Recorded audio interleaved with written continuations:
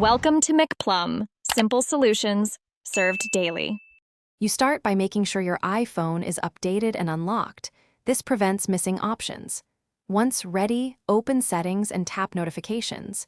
You need to choose the app whose notifications you want to lock. Do that now. Once you tap an app, scan the notification options. These are where lock behavior is set. Make sure to leave Do Not Disturb off unless you intend to silence everything.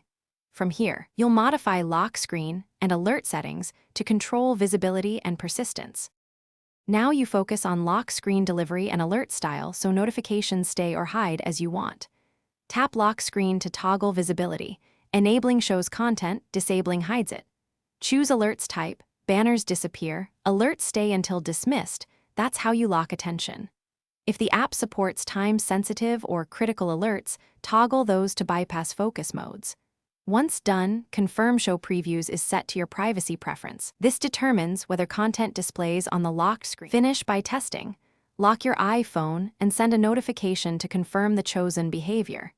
If the notification doesn't behave as expected, make sure focus modes aren't overriding lock screen settings, open focus, and check filters.